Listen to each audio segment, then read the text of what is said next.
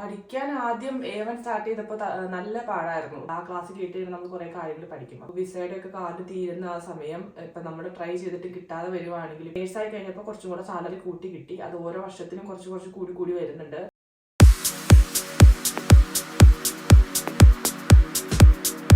Hello, എല്ലാവർക്കും പുതിയൊരു വീഡിയോയിലോട്ട് സ്വാഗതം. ഞാൻ നേഴ്സാണെന്നും ഞാനിവിടെ ജർമ്മനിയിൽ വന്നിട്ട് ഏകദേശം 6 വർഷം ആവാറായെന്നും ഞാൻ ജോലി ചെയ്യുന്നത് ഹെസൻ എന്ന് പറയുന്ന സ്റ്റേറ്റിൽ ഒരു ഹോസ്പിറ്റലിലാണെന്നും എൻ്റെ വിശേഷങ്ങളെല്ലാം നിങ്ങൾക്കറിയാം. ഇന്ന് എൻ്റെ കൂടെ ഉള്ളത് അതുപോലെ തന്നെ ജർമ്മനിയിലെ ഒരു റൈൻലാൻഡ് ഫാൽസ് എന്ന് പറയുന്ന ഒരു സ്റ്റേറ്റിൽ ജോലി ചെയ്യുന്ന ഒരു നേഴ്സാണ്. ആള് നേഴ്സ് എന്ന് പറഞ്ഞാൽ മാത്രമല്ല, എൻ്റെ സിസ്റ്ററാണ്, പേര് അലീന എന്നാണ്. അപ്പോൾ നമുക്ക് അലീനയുടെ വിശേഷങ്ങൾ എങ്ങനെയാണ്, അലീന ഇവിടെ സാറ്റിസ്ഫൈഡ് ആണോ, എങ്ങനെയാണ് കാര്യങ്ങൾ എന്നൊക്കെ നമുക്ക് ചോദിച്ചറിയാം. ആദ്യമേ വീഡിയോയിലോട്ട് സ്വാഗതം ചെയ്യുന്നു. Thank you. ഞാനൊരു 20 ക്വസ്റ്റ്യൻസ് ഉണ്ടാക്കി പ്രിപ്പയർ ചെയ്ത് വെച്ചിട്ടുണ്ട്. അപ്പോൾ ആ ഒരു 20 ക്വസ്റ്റ്യൻസ് ആണ് ഞാൻ ചോദിക്കാൻ പോകുന്നത്. എന്തുകൊണ്ടാണ് ജർമ്മനി എന്ന് പറയുന്ന രാജ്യം ചൂസ് ചെയ്തത്? ജർമ്മൻ പഠിക്കാൻ ഇത്രയും സമയം ഉണ്ടെന്ന് അറിഞ്ഞിട്ടും, പഠിക്കാൻ ബുദ്ധിമുട്ടാണെന്ന് അറിഞ്ഞിട്ടും, ഇത്രയും സമയം എടുക്കുമെന്ന് അറിഞ്ഞിട്ടും ഒക്കെ ജർമ്മനി ചൂസ് ചെയ്യാനുണ്ടായ കാരണം എന്താണ്? ജർമ്മൻ ലാംഗ്വേജ് പഠിച്ചു കഴിഞ്ഞിട്ടുണ്ടെങ്കിൽ എക്സ്പീരിയൻസ് ഇല്ലാതെ ജോലി നമുക്ക് ഡയറക്റ്റ് ചെയ്യാൻ കിട്ടും എന്നുള്ളൊരു ഓപ്ഷൻ കിട്ടിയതുകൊണ്ടാണ് ജർമ്മൻ ലാംഗ്വേജ് പഠിച്ച് വരാമെന്ന് തീരുമാനിച്ചത്. പിന്നെ തീർച്ചയായിട്ടും എൻ്റെ ചേച്ചി ജർമ്മനിയിൽ വന്നു, അത് പഠിച്ച് അതിൻ്റെ ഒരു എക്സ്പീരിയൻസ് ഉണ്ടായിരുന്നു. അപ്പോൾ ഒരാൾ നമുക്ക് എല്ലാം കാട്ടിത്തരാനുണ്ടെന്ന് അറിഞ്ഞപ്പോൾ തീർച്ചയായിട്ടും അതൊരു പോസിറ്റീവായിട്ട് ജർമ്മൻ ലാംഗ്വേജ് സെലക്ട് ചെയ്ത് ഇങ്ങ് വരാനായിട്ടുള്ള ഒരു വഴിയായിരുന്നു. എങ്ങനെയുണ്ടായിരുന്നു ആ ഒരു ജർമ്മൻ ലാംഗ്വേജ് പഠിക്കുന്ന ഒരു ജേർണി? പിന്നെ ഒരു പുതിയൊരു ലാംഗ്വേജ് പഠിക്കാനുണ്ടായിരുന്ന ഡിഫിക്കൽട്ടീസ് എന്തൊക്കെയായിരുന്നു? അതുപോലെ ഡിഫിക്കൽട്ടീസ് എങ്ങനെയാണ് ഓവർകം ചെയ്തത്? പഠിക്കാൻ ആദ്യം A1 സ്റ്റാർട്ട് ചെയ്തപ്പോൾ നല്ല പാടായിരുന്നു. ഇപ്പോൾ നമ്മൾ പുതിയൊരു ലാംഗ്വേജ് പഠിക്കുമ്പോൾ പുതിയ വേർഡ്സ് എല്ലാം ഒന്നും മനസ്സിലാവില്ലായിരുന്നു. അപ്പോൾ നമ്മൾ ഹോസ്റ്റലിലേക്ക് ഇരുന്ന് പഠിക്കുന്ന സമയത്ത് കൂടെ പഠിക്കുന്ന കൂട്ടുകാരോടൊക്കെ ചോദിച്ച്, അല്ലെങ്കിൽ എന്തെങ്കിലുമൊക്കെ ചെറിയ ചെറിയ വീഡിയോസ് യൂട്യൂബിലൊക്കെ കണ്ട് അങ്ങനെയാണ് പഠിച്ചു വന്നത്. ആദ്യം ഭയങ്കര ബുദ്ധിമുട്ടായിരുന്നു പഠിച്ചു വരാനായിട്ട്. പിന്നെ A1 A2 ഒരു ബേസ് ആയിട്ട് നന്നായി കഷ്ടപ്പെട്ട് പഠിച്ചു തന്നാൽ അത് കഴിഞ്ഞിട്ടുള്ള നമുക്ക് കുറച്ചുകൂടി ഈസി ആയിട്ട് പഠിക്കാൻ പറ്റും. ഇപ്പോൾ ഒരുപാട് ആളുകൾ ജർമ്മൻ പഠിക്കാൻ വേണ്ടി നോക്കുന്നുണ്ട്, ട്രൈ ചെയ്യുന്നുണ്ട്, എക്സാം എഴുതാൻ നോക്കുന്നുണ്ട്. അപ്പം അങ്ങനെ ഇപ്പോൾ പുതിയതായിട്ട് ജർമ്മൻ പഠിക്കുന്ന ആളുകളോട് എന്താണ് പറയാനുള്ളത്? ഇപ്പം ഇത്രയും നാൾ ജർമ്മൻ പഠിച്ചു, ജർമ്മൻ സംസാരിക്കുന്നു എന്നുള്ളൊരു വ്യക്തി എന്ന നിലയ്ക്ക് ബേസ് ആയിട്ട് വരുന്നത് A1 A2 ആണ്. അപ്പോൾ അത് ഏറ്റവും നന്നായിട്ട് എത്ര കഷ്ടപ്പെട്ട് എത്ര നന്നായിട്ട് പഠിച്ചെടുക്കാൻ പറ്റും അത്രയും നന്നായിട്ട് A1 A2 പഠിച്ചെടുക്കുക. അത് കഴിഞ്ഞിട്ട് പിന്നെ നമുക്ക് ആ ഒരു ബേസ് ഉണ്ടെങ്കിൽ ബാക്കി നന്നായിട്ട് നമുക്ക് കണ്ടിന്യൂ ചെയ്തെടുക്കാൻ പറ്റും. പിന്നെ എളുപ്പ വഴിയിൽ പഠിച്ചെടുത്ത് നമ്മൾ എങ്ങനെയും എക്സാം പാസ്സായി വരുന്ന ഒരു രീതിയിലേക്കാളും നമ്മൾ കഷ്ടപ്പെട്ടാൽ എങ്ങനെയാണെന്നുള്ള രീതിയിൽ കറക്റ്റായിട്ട് പഠിച്ച് അത് നമ്മളിവിടെ വന്ന് ജോലി ചെയ്യുമ്പോൾ നമ്മൾ ഈ ഒരു ലാംഗ്വേജ് മാത്രം സംസാരിക്കുന്നുള്ളൂ. അപ്പോൾ ആ സമയത്ത് നമ്മൾ അന്ന് ശരിക്കും പഠിക്കാത്ത അല്ലെങ്കിൽ സ്കിപ്പ് അടിച്ചു പോയ കാര്യങ്ങൾ ഓർത്ത് നമ്മൾക്ക് ഒരു കുറ്റബോധം തോന്നരുത്. നന്നായി ബേസ് പഠിച്ചിട്ട് തന്നെ വരണം. B2 സർട്ടിഫിക്കറ്റ് നാട്ടിൽ നിന്ന് തന്നെ പാസ്സായി സർട്ടിഫിക്കറ്റ് കിട്ടിയാണല്ലോ വന്നത്. അപ്പോൾ ആ ഒരു B2 എക്സാമിനേഷൻ എങ്ങനെയുണ്ടായിരുന്നു? B2 എക്സാം പഠിക്കാനായിട്ട് ഭയങ്കര പാടാണ്. എക്സാമിനോട് എല്ലാവർക്കും ഒരു പേടിയുണ്ട്. പക്ഷെ നമ്മൾ A1 തൊട്ടിട്ട് നമ്മളെല്ലാം പഠിച്ച് കണ്ടിന്യൂസ് ആയിട്ട് പോയി വരുന്ന ഒരാളെ സംബന്ധിച്ചിടത്ത് B2 എക്സാം നമുക്ക് പാസ്സാവാൻ പറ്റുന്നതായിരിക്കും. ഒരു കഷ്ടപ്പെട്ട് പഠിക്കണം, ഒത്തിരി സമയം എടുത്ത് എല്ലാ ടൈലുകളും മാറി മാറി ചെയ്ത് റിപ്പീറ്റ് ചെയ്ത് നമുക്ക് എക്സാം പാസ്സായി എടുക്കാവുന്നേ ഉള്ളൂ. ഈ B2 എക്സാം കഴിഞ്ഞിട്ടാണല്ലോ പേപ്പർ വർക്കും കാര്യങ്ങളൊക്കെ സ്റ്റാർട്ട് ചെയ്തത്. അത് കഴിഞ്ഞിട്ട് ആ ഒരു പ്രോസസ്സിംഗ് ടൈമൊക്കെ ഏകദേശം എത്ര സമയം എടുത്തു? ഞാൻ ഇരുന്ന സ്റ്റേറ്റിലെ പ്രോസസ്സിംഗ് ടൈം പെട്ടെന്ന് കിട്ടുന്ന ഒരു സ്റ്റേറ്റ് ആയിരുന്നു. ഒരു 3 to 6 മാസത്തിനുള്ളിൽ എൻ്റെ പ്രോസസ്സിംഗ് എല്ലാം ശരിയായി. പക്ഷെ ഞാൻ പഠിച്ചതെല്ലാം ചെയ്ത സമയത്ത് കൊറോണ ടൈം ആയതുകൊണ്ട് എനിക്ക് വരാനായിട്ട് കുറച്ച് ഡിലേ വന്നു. വിസ ഇന്റർവ്യൂവിന് ഡേറ്റ് കിട്ടാനും കൊറോണ ആയതുകൊണ്ട് അതിന് വേണ്ടി ഒരു വർഷത്തോളം എടുത്തു. കൊറോണ ആയതുകൊണ്ട് മാത്രം, അല്ലെങ്കിൽ പെട്ടെന്ന് തന്നെ ചെയ്ത് തീർക്കാൻ പറ്റിയിരുന്നു. നമ്മൾ നോർമലി ഇപ്പം B2 പഠിച്ചിട്ട് ഉടനെ കയറി വരുന്ന ആളുകൾക്ക് വരെ ഭയങ്കര ടെൻഷനാണ്. എങ്ങനെയാണ് ഇവിടെ വന്നു കഴിയുമ്പം ജർമ്മൻസ് പറയുന്ന ജർമ്മൻ മനസ്സിലാവോ, അങ്ങനെ ഇങ്ങനെയൊക്കെ. അപ്പം ഈ ഒരു 10 മാസം അല്ലെങ്കിൽ 11 മാസം ഈ നാട്ടിൽ നിന്ന സമയത്ത് എങ്ങനെയായിരുന്നു? ആ ഒരു പേടി ടെൻഷൻ ഉണ്ടായിരുന്നോ? ഇവിടെ വന്നു കഴിയുമ്പോൾ എങ്ങനെ ജർമ്മൻ പറയും? അതോ പഠിച്ച ജർമ്മനൊക്കെ മറന്നു പോയായിരുന്നോ? അതോ അതൊക്കെ ഒന്ന് നോർമലാക്കി വെക്കാനായിട്ട് എന്തെങ്കിലും ചെയ്യുമായിരുന്നോ? ഞാൻ എൻ്റെ കയ്യിലൊരു ബുക്ക് ഉണ്ടായിരുന്നു. ഇപ്പം ഞാൻ A1 തൊട്ട് പഠിക്കുന്ന ഒരു ചെറിയ നോട്ട്സ് എഴുതി ഒരു ചെറിയ ഡയറിയിൽ ഞാൻ വെച്ചിട്ടുണ്ടായിരുന്നു. അപ്പോൾ അത് നമുക്ക് കറക്റ്റ് വേണ്ട കാര്യങ്ങൾ മാത്രമേ ഉണ്ടാവുള്ളൂ. അപ്പോൾ അതൊന്ന് ഇടയ്ക്ക് റിവൈസ് ചെയ്തെടുക്കാൻ പറ്റും. അതുപോലെ ഇപ്പോൾ എവിടെയെങ്കിലും ഒരു ലാംഗ്വേജ് സെൻറ്ററിൽ നമുക്ക് ക്ലാസ് പഠിപ്പിക്കാനായിട്ട് പറ്റും. ഇപ്പോൾ A1 A2 B1 അങ്ങനെ ഏതെങ്കിലും ഒരു ക്ലാസ്സിൽ നമുക്ക് ജോയിൻ ചെയ്യാം പഠിപ്പിക്കാനായിട്ട്. അപ്പോൾ നമ്മളത് റിവൈൻഡ് ചെയ്തുകൊണ്ടിരിക്കുമ്പോൾ ലാംഗ്വേജ് മറന്നു പോകത്തില്ല. ഇവിടെ ജർമ്മനിയിൽ വർക്ക് ചെയ്യുന്നത് ഹോസ്പിറ്റലിലാണോ, ഓൾഡ് ഏജ് ഹോമിലാണോ, അതോ റീഹാ ക്ലിനിക്കിലാണോ? വന്നപ്പോൾ തൊട്ട് ഇപ്പം വരെ ഇവിടെയാണോ നിൽക്കുന്നത്, അതോ ഇടയ്ക്ക് എവിടെയും ചേഞ്ച് ചെയ്തായിരുന്നോ? ഞാൻ വന്നപ്പോൾ തൊട്ടേ ഹോസ്പിറ്റലിലാണ് വർക്ക് ചെയ്യുന്നത്. ആദ്യം വന്ന ഒരു 6 മാസത്തോളം നമ്മളൊരു അനർക്കലും പ്രാക്ടിക്കാനും പോലെ ചെയ്തു. ഒരു വാർഡിൽ 3 മാസം, പിന്നെ ഒരു വാർഡിൽ 3 മാസം. അത് കഴിഞ്ഞിട്ടൊരു എക്സാം ഉണ്ടായിരുന്നു. ആ എക്സാം പാസ്സായതിനു ശേഷം നമ്മൾ ശരിക്കും നേഴ്സായിട്ട് വർക്ക് ചെയ്യുന്നു. അതും ഞാൻ ആ ചെയ്ത സെയിം ഹോസ്പിറ്റലിൽ തന്നെ, അവിടെ നിന്ന് ഇതുവരെ മാറിയിട്ടില്ല. അനീനെ സംബന്ധിച്ച് വർക്ക് എക്സ്പീരിയൻസ് നാട്ടിലില്ലായിരുന്നല്ലോ ഇവിടെ വരാനായിരുന്നു. ഡയറക്റ്റായിട്ട് നഴ്സിംഗ് കഴിഞ്ഞതിന് ശേഷം ജർമ്മൻ പഠിച്ച് ഇങ്ങോട്ട് വരികയല്ലേ ചെയ്തേ. അപ്പോൾ ആ ഒരു തുടക്കം എങ്ങനെയുണ്ടായിരുന്നു എന്ന് വെച്ചാൽ നമ്മൾ നഴ്സിംഗ് പഠിച്ചത് ഇംഗ്ലീഷ് ഭാഷയിലായിരുന്നു. അതിനുശേഷം ഇവിടെ വന്നു കഴിയുമ്പോൾ എല്ലാം ജർമ്മൻ ലാംഗ്വേജിലേക്ക് ആക്കണം. ജർമ്മൻ ലാംഗ്വേജ് നോർമലായിട്ട് വർക്ക് ചെയ്യുന്ന ആളുകളോട് സംസാരിക്കണം, പേഷ്യൻസിനോട് സംസാരിക്കണം. അതുപോലെ നമ്മൾ പഠിച്ച കാര്യങ്ങളെല്ലാം ഇംഗ്ലീഷിലാണ്, അതെല്ലാം ജർമ്മൻ ലാംഗ്വേജിലേക്ക് ആക്കണം. അപ്പോൾ ആ ഒരു സ്റ്റാർട്ടിങ് എങ്ങനെയായിരുന്നു? സ്റ്റാർട്ടിങ് കുറച്ച് ബുദ്ധിമുട്ടായിരുന്നു. ഇപ്പൊ നമ്മൾ ഹോസ്പിറ്റലിൽ വന്ന് സംസാരിക്കുമ്പോൾ നമ്മൾ പഠിച്ച കാര്യങ്ങൾ ആ ഒരു രീതിയിലായിരിക്കില്ല ഇവര് സംസാരിക്കുന്നത്. അപ്പൊ അവർക്ക് ചിലപ്പോൾ ഒരു സ്പീഡ് കൂടുതൽ, അപ്പൊ നമുക്ക് മനസ്സിലാവാതെയൊക്കെ ഇരിക്കുന്നുണ്ടായിരുന്നു. അപ്പൊ എന്റെ കൂടെ ജോലി ഉണ്ടായിരുന്നവരൊക്കെ എന്നെ ഒത്തിരി ഹെൽപ്പ് ചെയ്തിട്ടുണ്ട്. ഇപ്പൊ എനിക്ക് മനസ്സിലാവുന്നില്ല എന്ന് പറയുമ്പോൾ അവർ സ്പീഡ് കുറച്ച് സംസാരിക്കും. അതുപോലെ ഞാൻ വന്ന ഹോസ്പിറ്റലിൽ ആഴ്ചയിൽ ഒരു ദിവസം നമുക്ക് ക്ലാസ് ഉണ്ടായിരുന്നു. ഇപ്പൊ അനർക്കനോസ് ചെയ്തുകൊണ്ടിരിക്കുന്ന ആളുകൾക്ക് അവരുടെ എക്സാം ഓറിയന്റഡ് ആയിട്ടൊരു ക്ലാസ് വീക്ക്ലി വൺസ് എടുത്ത് തരുമായിരുന്നു. അപ്പൊ ആ ക്ലാസ്സിൽ പഠിപ്പിക്കുന്നത് ഹോസ്പിറ്റലിൽ നിന്നുള്ള ജർമ്മൻസ് ആയിരിക്കും. അപ്പൊ ആ ക്ലാസ് കേട്ട് നമ്മൾ കുറെ കാര്യങ്ങൾ പഠിക്കും. അപ്പൊ അവിടെ ചെന്നിരുന്നാലും അവിടെ നമ്മൾ പേഷ്യൻസ് ആയിട്ട് അങ്ങനെ കമ്മ്യൂണിക്കേറ്റ് ചെയ്യും. അങ്ങനത്തെ കാര്യങ്ങൾ അവർ നമുക്ക് പറഞ്ഞു തരും. നമ്മൾ യൂബും ചെയ്യുന്നതിന് എന്നാണ് പറഞ്ഞത്, പ്രാക്ടീസ് ചെയ്യും. അപ്പോൾ ആ ക്ലാസ്സിൽ അവർ നമുക്കിങ്ങനെ പ്രാക്ടീസ് ചെയ്യിപ്പിക്കും. നമ്മൾ പേഷ്യൻസ് ആയിട്ട് എങ്ങനെ സംസാരിക്കും, അല്ലെങ്കിൽ കൊളീഗ്സ് ആയിട്ടുള്ള ഒരു ടോക്ക്, അങ്ങനെ ചെയ്യുന്ന പ്രൊസീജിയേഴ്സ്, അതിനെപ്പറ്റിയൊക്കെ അവർ പറഞ്ഞു തരുമായിരുന്നു. അപ്പോൾ നമ്മളിപ്പോൾ ഒരു 6 മാസം പ്രാക്ടിക്കൽ ചെയ്തിരുന്ന സമയത്ത് 6 മാസത്തിലും ഓരോ ആഴ്ചയിൽ ഒരു ക്ലാസ് വെച്ച് കിട്ടുന്നുണ്ടായിരുന്നു. അപ്പോൾ അത് ഹെൽപ്ഫുൾ ആയിരുന്നു. എക്സാം പാസ്സാവാനായിട്ട് അത് പോസിറ്റീവായിട്ട് ഹെൽപ്പ് ചെയ്തിട്ടുണ്ട്.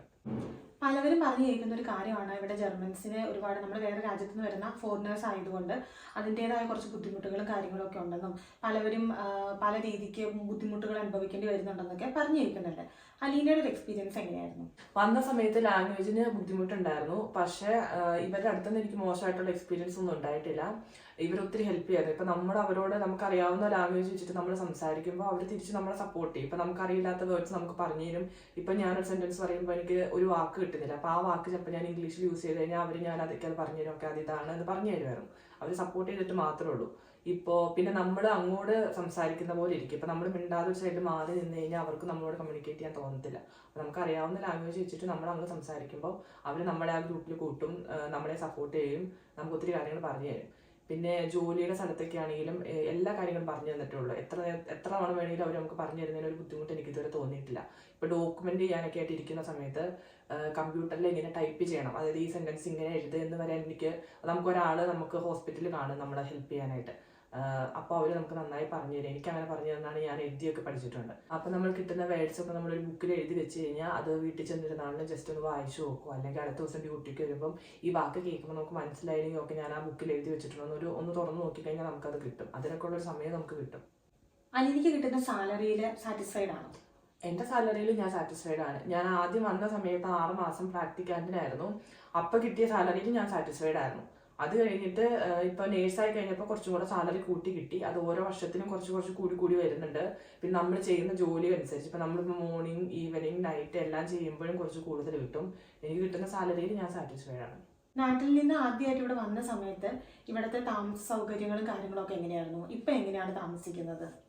ഞാൻ നാട്ടിൽ നിന്ന് വന്ന സമയത്ത് ഹോസ്പിറ്റലിൽ നിന്ന് നമുക്കൊരു വീടെടുത്ത് തന്നിട്ടുണ്ടായിരുന്നു. ഒന്നെങ്കിൽ വീടെടുത്ത് തരും, അല്ലെങ്കിൽ ഞങ്ങൾ നിൽക്കുന്ന ഹോസ്പിറ്റലിൽ ഒരു ഹോസ്റ്റലുണ്ട്. അപ്പോൾ അവിടെ ഒരു റൂം, കിച്ചൺ, ടോയ്ലറ്റ് എല്ലാം അറ്റാച്ച്ഡ് ആയിട്ടൊരു റൂം കിട്ടുമായിരുന്നു.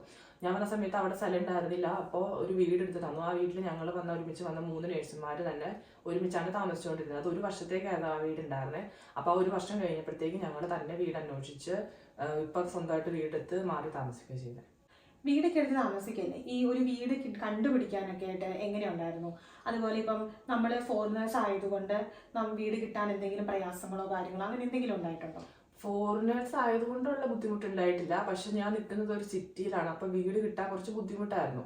ഒത്തിരി ആളുകൾ വരുന്നതുകൊണ്ട് വീടുകൾ കിട്ടാനുള്ളൊരു ബുദ്ധിമുട്ടുണ്ടായിരുന്നു.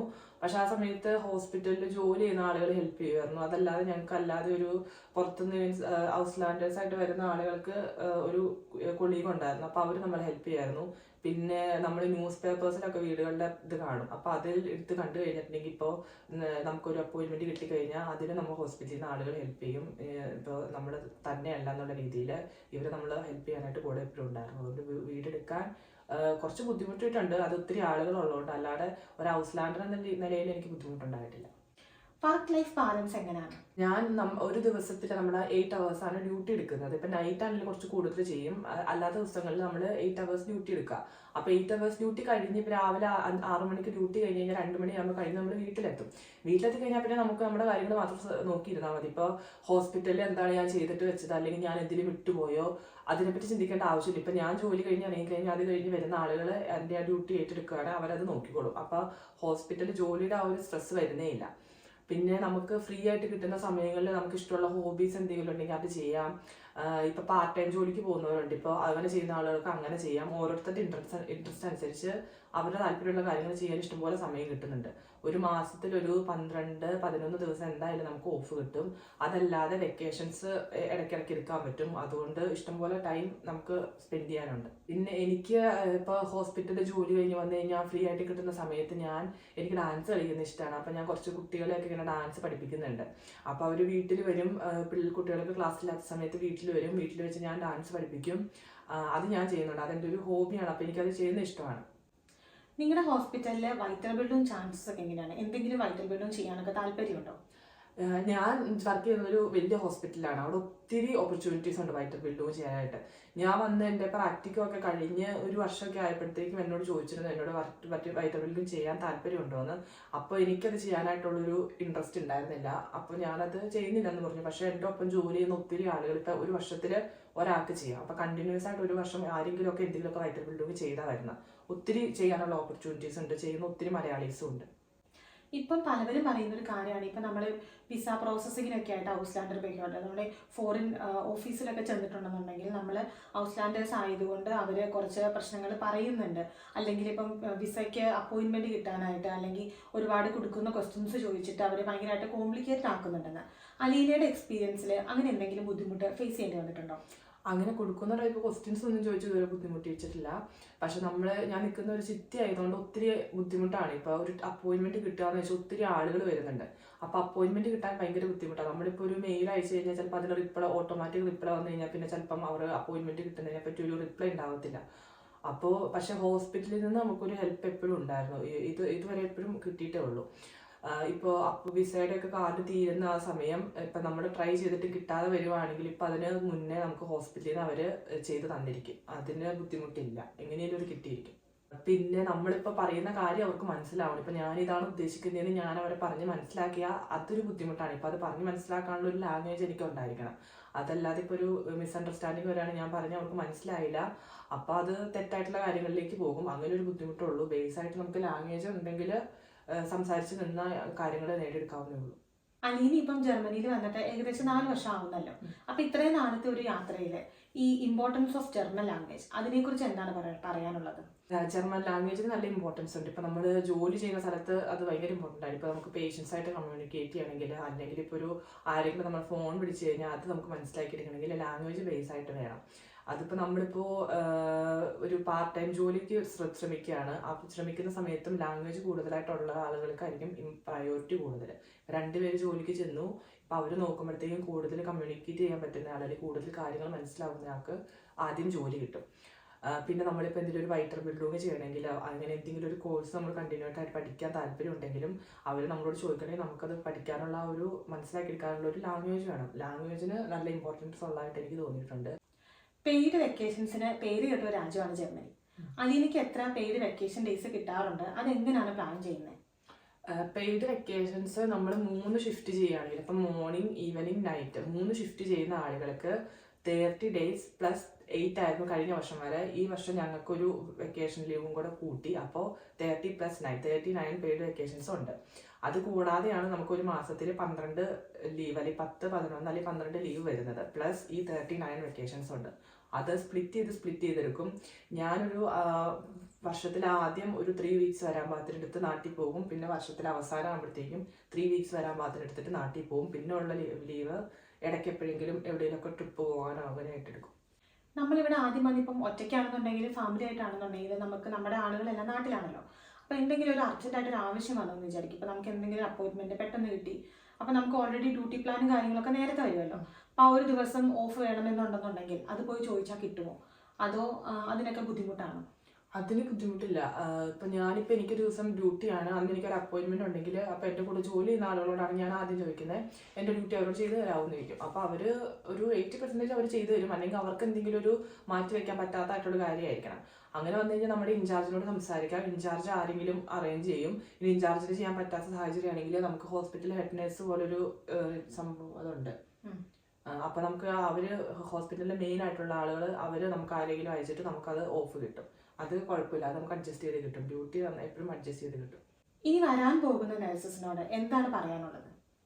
ജർമ്മനിയിലേക്ക് വരാൻ പോകുന്ന നഴ്സസിനോട് എനിക്ക് പറയാനുള്ളത് ജർമ്മൻ ലാംഗ്വേജ് നന്നായി പഠിക്കണം. അത് ഇപ്പൊ എങ്ങനെയെങ്കിലും B2 പഠിച്ചിട്ട് പോന്നാൽ പോരാ, A1 തൊട്ടിട്ട് ബേസ് ആയിട്ട് നന്നായി സംസാരിക്കാനുള്ളൊരു ഇത് വരുന്നത് A1-ലാണ്. അപ്പൊ ആ ഗ്രാമാറ്റിക്സും സെന്റൻസ് ഫോം ചെയ്യാനുള്ള ഇതൊക്കെ നന്നായി പഠിച്ച് A1 തൊട്ടേ നന്നായി A1 A2 കണ്ടിന്യൂ ചെയ്ത് പഠിച്ചിട്ട് ഇപ്പൊ നമ്മൾ ഇവിടെ നിന്ന് ജോലി ചെയ്യുമ്പോൾ നമുക്ക് വേണ്ട ഒരു കാര്യമാണ് കമ്മ്യൂണിക്കേറ്റ് ചെയ്യണം എന്നുള്ള ഒരു കാര്യം മനസ്സിൽ വെച്ചിട്ട് പഠിച്ചിട്ട് വരിക.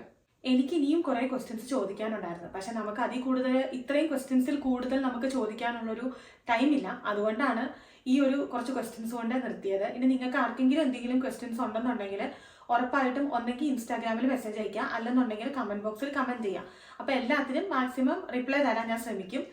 ഈ വീഡിയോ നിങ്ങൾക്ക് എല്ലാവർക്കും ഇഷ്ടപ്പെട്ടിട്ടുണ്ടെന്ന് വിചാരിക്കുന്നു. എന്നെ സംബന്ധിച്ച് ഞാൻ ചിന്തിച്ചത്, ഞാൻ വേറൊരു സ്റ്റേറ്റിൽ ജോലി ചെയ്യുന്നത് കൊണ്ട് എൻ്റെ എക്സ്പീരിയൻസ് അങ്ങനെയാണ്. പിന്നെ ഞാൻ നിൽക്കുന്ന ഒരു സിറ്റി അല്ല.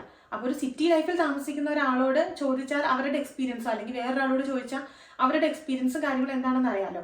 എന്തെന്ന് പറഞ്ഞാലും ഇപ്പം എനിക്കുള്ളൊരു എക്സ്പീരിയൻസ് ആയിരിക്കില്ല ഞാൻ വേറെ ഒരാളോട് ചോദിച്ചു കഴിഞ്ഞാൽ ഉണ്ടാവുന്നത്. അതുകൊണ്ടാണ് ഞാൻ ഇങ്ങനെ ഒരു ഇന്റർവ്യൂ ഫോമിൽ ഒരു വീഡിയോ സെറ്റ് ചെയ്തത്. അപ്പം ഞാൻ എന്തായാലും നന്നായിട്ട് എൻജോയ് ചെയ്തു, നിങ്ങളും എൻജോയ് ചെയ്തെന്ന് ഞാൻ വിചാരിക്കുന്നു. വീഡിയോ ഇഷ്ടപ്പെട്ടിട്ടുണ്ടെന്നുണ്ടെങ്കിൽ ഉറപ്പായിട്ടും ലൈക്ക് ചെയ്യണം, കമൻറ്റ് ചെയ്യണം, അതുപോലെ ചാനൽ സബ്സ്ക്രൈബ് ചെയ്യണം. നിങ്ങളുടെ ഫ്രണ്ട്സോ റിലേറ്റീവ്സോ ആരെങ്കിലും ഉണ്ടെന്നുണ്ടെങ്കിൽ, ഈ വീഡിയോ ആവശ്യമായിട്ടുണ്ടെന്ന് പറയുന്ന ആരെങ്കിലും ഉണ്ടെങ്കിൽ ഉറപ്പായിട്ട് അവർക്കൊന്ന് ഷെയർ ചെയ്ത് കൊടുക്കണം. അപ്പോൾ thanks for watching. Thank you.